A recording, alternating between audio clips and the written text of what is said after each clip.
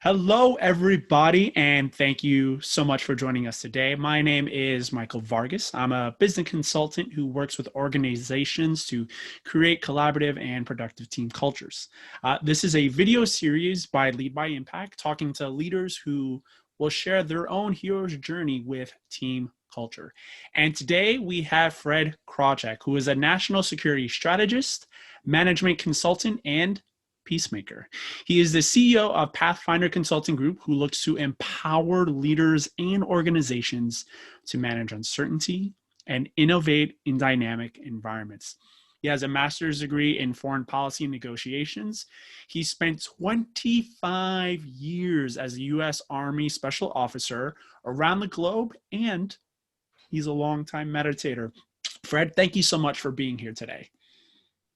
Glad to be with you. And so how I got in contact with Fred was almost about a year ago.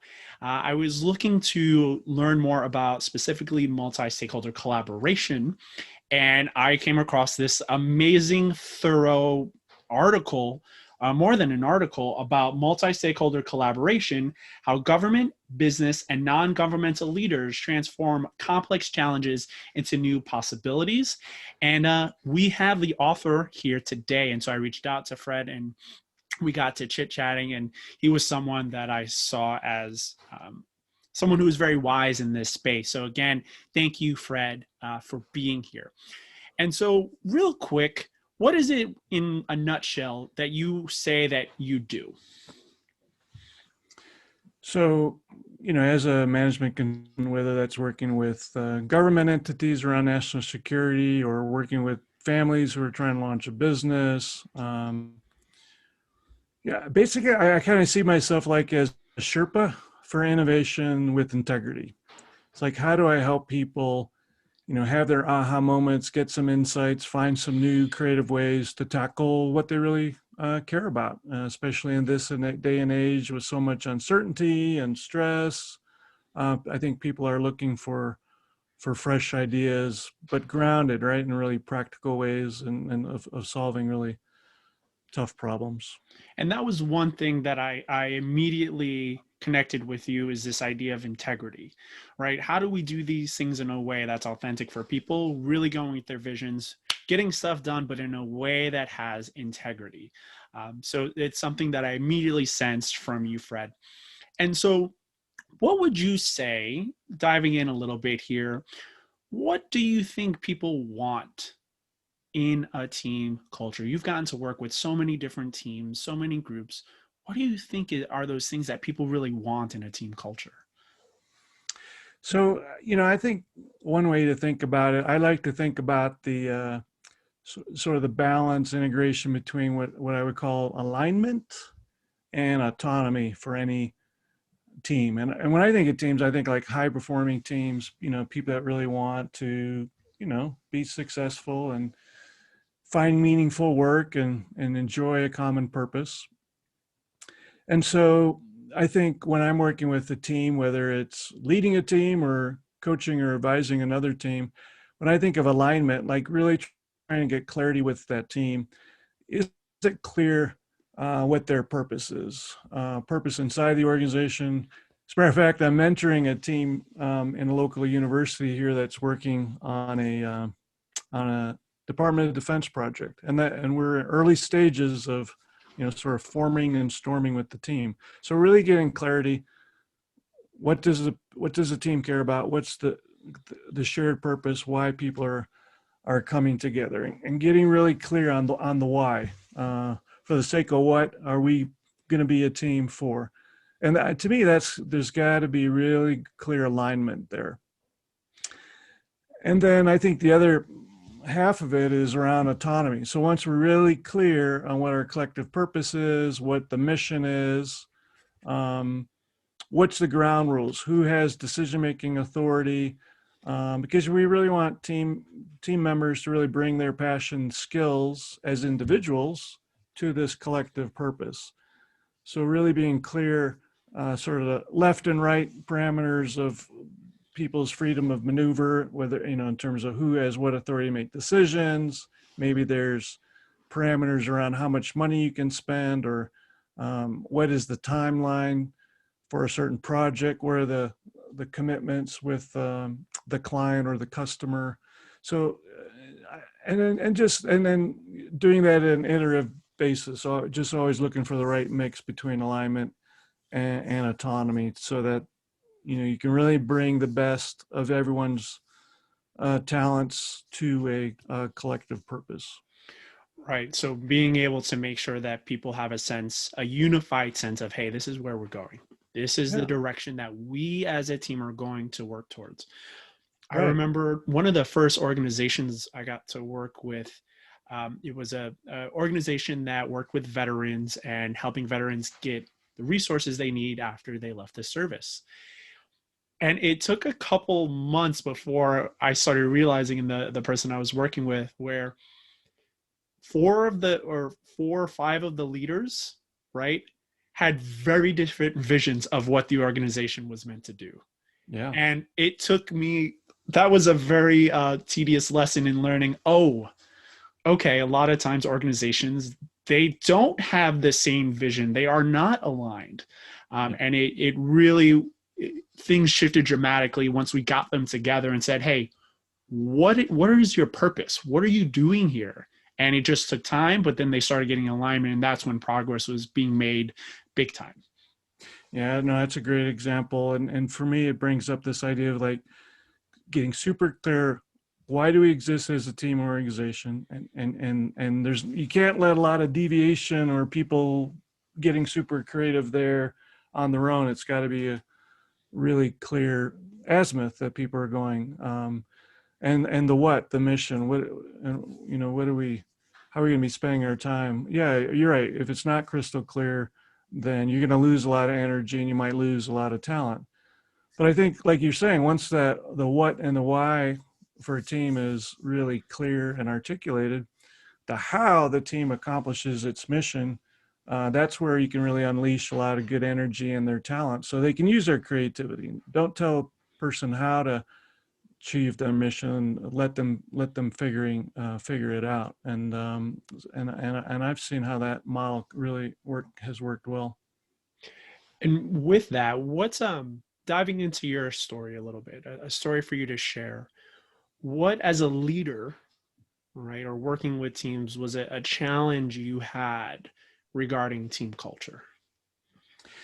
Yeah, no, great question. I think I've learned it in different flavors and shapes and sizes over the years.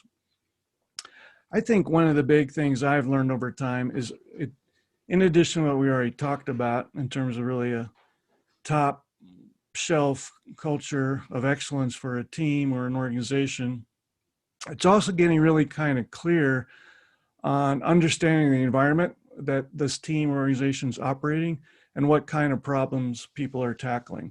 And why I say that's important, and what I've learned over time, is I think sometimes leaders at all levels will sort of mix or get confused at what kind of problem are you approaching. So what do I mean specifically? And you and I have talked about this before. To me, it's really important to frame and spend time up front, really framing the problem, the challenge or the opportunity we're facing, and really looking hard at, is this a complicated problem? Meaning we can follow kind of a linear approach. It's relatively predictable. Not to say it's easy, we're going to have to work hard.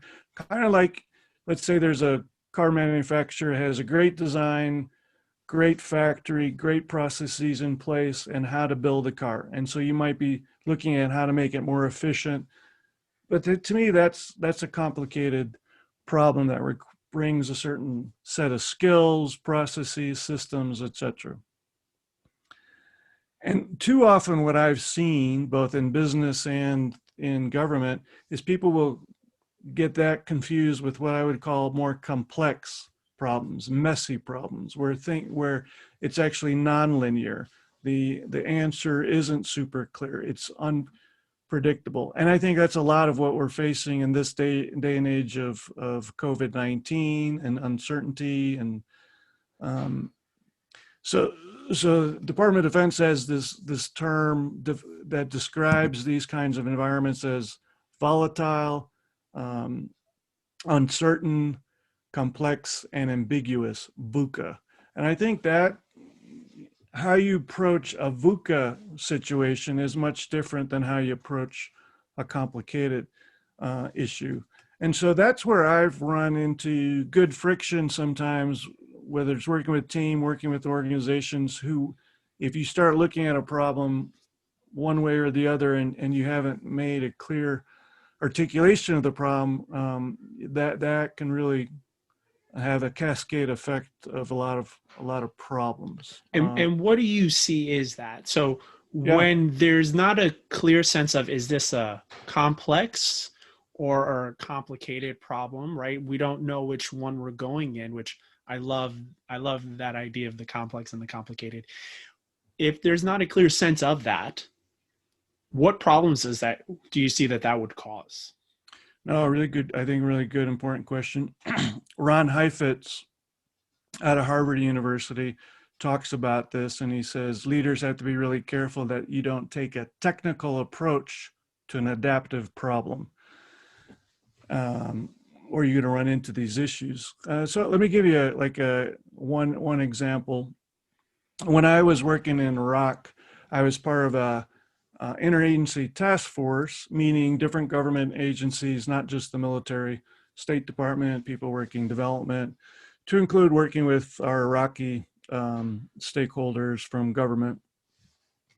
There had been an incident where the Iraqi central bank literally burnt down to the ground. And so our task force was empowered to work with the Iraqis. How do we literally restart, get the Iraqi central bank built and up and running? And so if you think about it in parts, the actual engineering project, architectural project of building a bank, complicated, getting the servers in and the information technology infrastructure in, complicated. Security situation around what happened, how do you protect against violence, who are the right people to make sure we get the right talent in the bank. We got Iraqi government and banking officials empowered. So if you think about all the things, all the different components, they're complicated. But when you put it all together and think of building the bank as an ecosystem of various pieces and parts and lots of stakeholders and lots of interests here, it becomes very complex and messy. And so, I remember there was a very senior general who came to me one day and was concerned that this bank task force was moving a little too slow for his comfort. And he was basically then say, "Hey, Fred, do you guys need some more money? Do you need me to kick some people in the butt? Do we just need the people work longer, work harder?" And I said, "No." No. I mean, I explained it differently then, but basically the gist of it was, to the general, this isn't a complicated problem. It's not about accelerating a work schedule or adding more money to it. This is messy, and it's about building relationships, building trust with the Iraqis. These things take time, making sure we got the right, because we don't want to move too fast and we have the same problems with the bank in terms of security or whatever. So this is going to be a slow process. We can measure progress over time and make sure we do this well, but there's not a linear, quick and easy cookbook approach here. And so that took some education and patience and persistence on my part to work with him to help manage expectations. So what do you think he was feeling at that time, right? Because I imagine that there are a lot of people who are like, hey, look, I just want to put this square peg in this square hole. Yep. And it's like, well, we're dealing with a little bit of an obtuse triangle here. What do you think is going on for people in that moment when they start realizing, or you're trying to get them to shift from, hey, that's not a complicated problem, it's a complex problem? How do people feel in that moment when they're just saying like, hey, it's more than that? No, I think that's a real issue. And depending on Well, I mean, of course, in that specific situation, the senior person, there's a sense of anxiety, a sense of Mm. urgency, a sense of impatience, um, all understandable, right?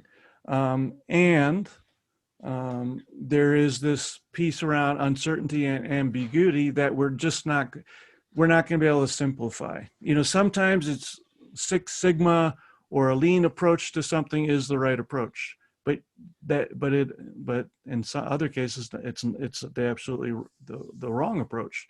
And so I think it's you know, listening to people which I did, listening to people when they have their concerns, their anxieties, their worries, really hear them out, and then just try to help them understand that you do have, you know, making sure that you've negotiated what does success look like. Back to the whole thing around alignment, right? How do we define success? How are we going to measure that over time? What's our contract between us? You know, how often do I report to you to give you updates? So just making sure that the pathway, whether it's a complicated or messy problem, is clear, and negotiating that. And also being clear, I think, up front, especially with senior leaders, whether it's in business, government, um, is make sure you've got support from senior champions if it is a complex, messy problem. Because if people are looking too hard for safety and certainty in a complex, ambiguous problem, you're going to run into problems. Because I can't guarantee you safety and certainty when trying to address really complex, messy situation. I can promise you that we're going to learn, we're going to adapt, we're going to do you know, safe to fail experiments, and you know, as we learn and adapt and build whatever we're building along the way, and give you progress reports along the way. We're not going to be able to conveniently get rid of ambiguity and uncertainty. So I think having a hard conversation up front, especially with, you know, a lot of leaders in big organizations, it is about efficiency, it is about cost cutting, it is about certainty, all understandable. And there's more to these complex problems than safety and security. So, And I think that's something that a lot of leaders do have challenges with because they just want to get it done, right. right? They just want to get it done. They just want to move forward onto the next thing. They don't want to deal with the stress. They want to say, okay, A plus B is going to equal C.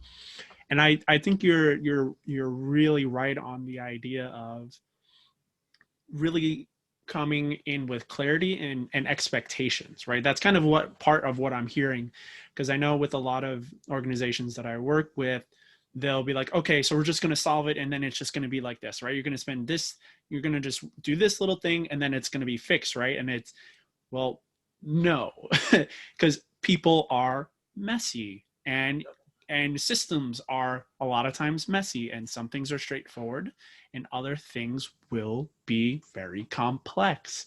And so taking the time to really get people to understand that in the beginning as much as possible, I think has helped set expectations. And then throughout the time, it sounds like also making sure that we're sharing the progress, what's going on, updates, things like that, to really get people informed. So getting people informed, getting aligned, setting expectations. Is there anything else that you feel can really has helped you in those situations with these leaders and these teams move through the complexity of a situation? Sure. I think there's a helpful middle ground, you know, in that, and in what you just described. I think what I've also found very helpful is, like, once you frame the problem, um, to really, and then get real clarity about what do we really think we can change, or what are we trying to change, or what are we trying to influence here, and being really clear about that. You know, as we're working on a project, initiative, a new service, what have you, what is it that we're trying to change, and get really clear about that. And then of those things that we're trying to change, or we're experimenting with, or we're trying out, of those things, what can I monitor? Like, because we don't want to just, oh, we're going to try anything, do anything, and throw more chaos into chaos. No, we're trying to find the eye of the storm. And so, what can I change? Get real clear about that. What am I going to monitor? And then having this iterative process, like of these things that I'm monitoring, being really clear periodically what's working, and so we can amplify those things. What's not working, so we don't keep putting good money after bad. This isn't working. Why not? And make the adjustments along the way. So we're trying to amplify success along the way, dampen failure, doing this iterative process. So I like to think of it, this idea of we're sensing the environment, getting really clear, and paying attention to lots of diversity of voices, so that we're picking up on weak signals or what's happening in the environment. We're trying things out, we're responding, and then we're adapting, we're learning what's working, what's not working, and making that a virtuous cycle of, okay, what do we need to pay attention to, what do we need to experiment on, and then figure out, okay, this looks like it's working well. Maybe we're moving out of complexity into more complicated now because we've navigated the uncertainty and we've found some pathways that work. And so we start amplifying that. And I think a critical piece of that, is making sure we got the right kinds of folks working on different parts of the ecosystem, right? So if we got pieces that are kind of complicated, more linear, then we have our people who are really good at engineering or thinking in a more engineering way, who are good at efficiency, good at setting up processes, making sure we've got those folks tackling those things. And then we've got, whether you want to call them more of your designers, your mavericks, your heretics, folks who are comfortable being on the edge, comfortable experimenting, making sure that those, you've got the right kinds of people working on the complex challenges. Right. And with that, I'm hearing kind of making sure that the team's coming together and serving, the productivity efficiency side, and then the more creative, how do we bring this together, think outside the box, and getting them coming together. Now, how would you say you've grown, or maybe how do you see other leaders grow or teams grow when they're able to understand this, when they're able to understand the idea of, the complicated versus the complex? What do you think really, how do they grow from that experience when they start getting that into their bones? Well, I think for the folks that are willing and able and want to, make that bridge, and not everyone does. Some people are really comfortable in their niche, and that's cool too. But I think for leaders who are managing a big project, it's like you're implying, it's a both and. And so what I've seen both in myself and others, that you're going to be much more successful with a both and approach. So another example, I was working in Afghanistan, and we, very complex, fast moving environment. And we had to be very efficient with our resources. And so we were basically trying to help our Afghan partners build more stability in rural villages. And so, basically we were partnering at senior levels with Afghan ministries, military commands, embassies, understanding the top-down vision, what's their definition of success, plus that's where a lot of the resources and decision-making was. So taking top-down resources and linking it up with bottom-up ideas, initiatives, and needs.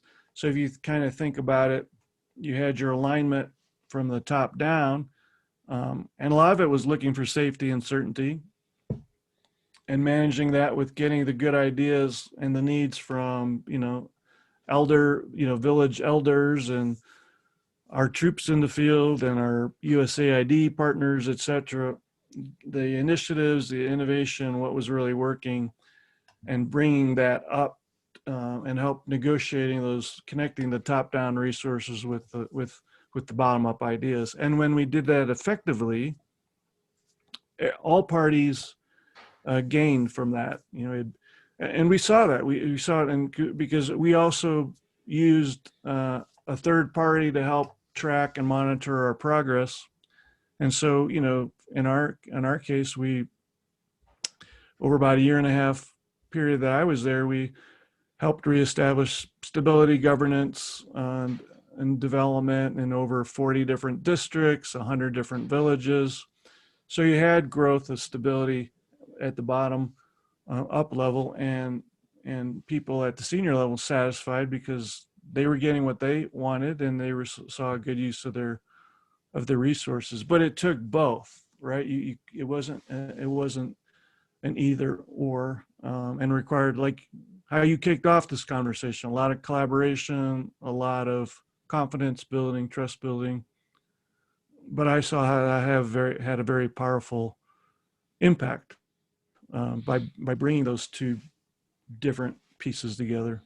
And that's just incredible, right? This idea of, I mean, I know that I hear it a lot of times from managers and leaders saying, "Oh, the employees, it's the employees. They're the issues. They're this," and then the employees are like, "Oh, it's the management. It's their issues. It's them," and really coming from a place of yes and yes both, Yes. and recognizing that there are two different kind of worlds that are happening here, which is complex. And being able to say, all right, what can we do to start finding the win-wins for everyone, so that then everyone feels that they've been able to make progress and feel more connected. And I just want to say that I really appreciate you sharing that story. I think that's a beautiful example of that it can be done. And, someone in a small organization, medium organization, large organization, hearing that you're able to do it in different countries and in, political diverse situations and all of this, maybe you can do it too, people, right? Maybe that you probably can have this happen, even though you might not feel like it. It's just a complex problem, and that just takes time, and to allow yourself that space. No, I really appreciate you bringing that up, Michael. I think you're spot on. And maybe another way to think about it is, I'm giving one example in a different context, but I think the principles, because I mean, this is what I'm doing now, trying to help people, again, families, businesses, as well as still working to support government projects. But maybe another way to think about what we're talking about here is, like, given any challenge that a company or a team or anyone listening has, like, getting real clear, the problem that you're perceiving, is there a real need? Is it urgent? Is it important? I like to always ask people, what's keeping your key leaders up at night, so that that you're tackling something that really people care about. It's not some science project that very few people are interested in. No, it's a real need. This is a juicy problem worth tackling, because you got leaders, stakeholders that care about it. So we've identified a clear need, right? Challenge or opportunity. And there's got to be resources available to tackle that, whether that's in the budget, a team is allocated to this, senior leaders care about it. So there's got to be something there, or you get creative and, certain, or, if it's a multi-stakeholder thing, different people bring different resources to the table. And again, that could be time, money, expertise, a place to meet, etc. So getting clear and creative about the resources. And then the other piece, I call it backbone. You've got to have,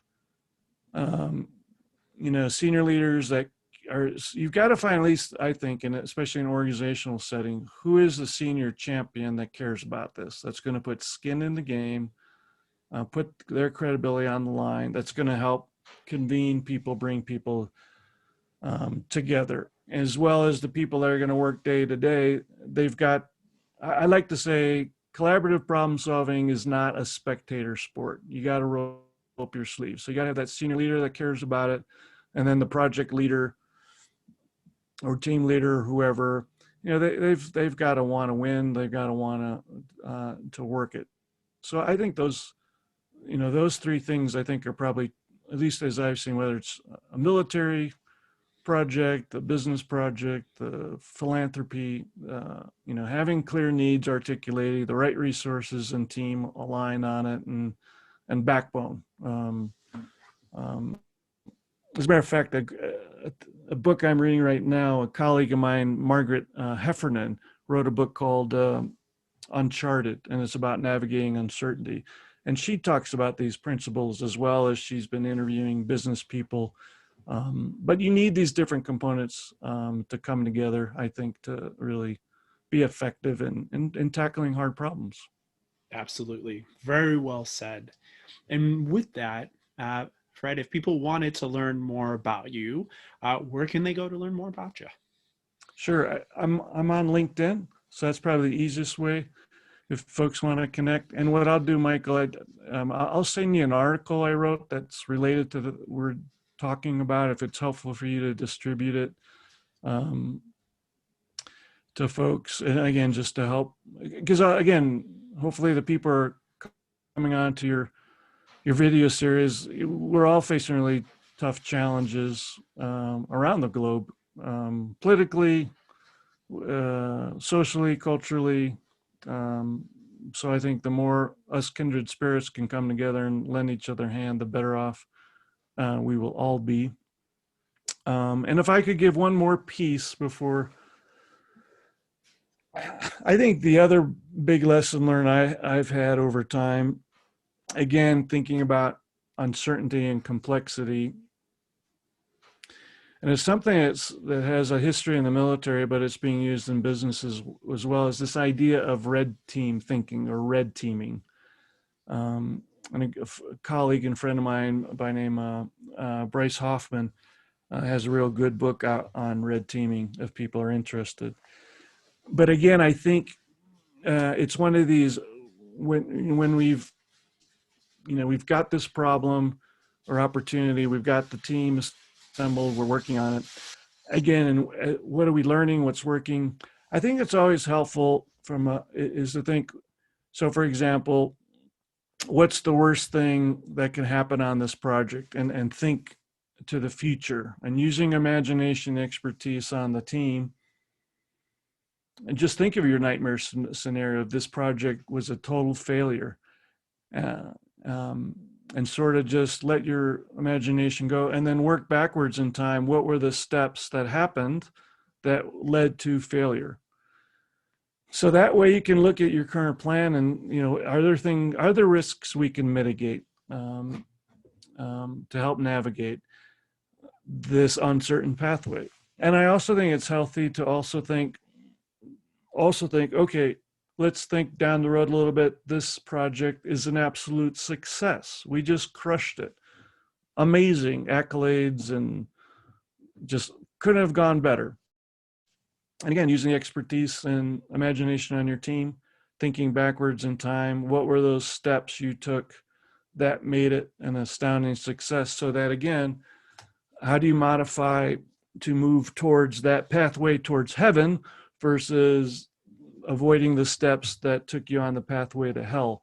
So and that's just one example of red teaming, but I think that's really helpful because, again, my experience has been we can reduce some uncertainty and some ambiguity, but we're always going to be in this dance, sort of tapping, moving ahead in the fog, but trying to do so knowing that we're going to learn and adapt along the way. So I think red teaming is a healthy way to help kind of keep us honest and keep us on our toes when we're dealing with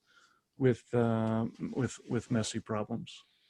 Totally. I recently, a little while ago, I found the book that you're talking about on red teaming, and it's also a great way to get people to work on starting how to challenge ideas as well, like just taking it in the abstract of that and saying, okay, what can we do to try to, if it's the worst case scenario, what happened? And I think it's also a great tool to really facilitate challenging. So thank you so much for sharing that. And I also wanted to say thank you again so much for sharing your story, for taking the time to share your expertise. And so folks, thank you also for being here today with us and hearing from the amazing Fred. If you'd like to learn more about leaders or learn more about team culture, you can visit leadbyimpact.com. And I'll definitely feel excited to share more of Fred's work, because what I've read has already been incredible. So I'm excited for more. Thanks again, Fred, and enjoy your day. Thanks. Great with you, and best of luck with this endeavor. Thank you. Take care, Fred. Thanks. Bye bye.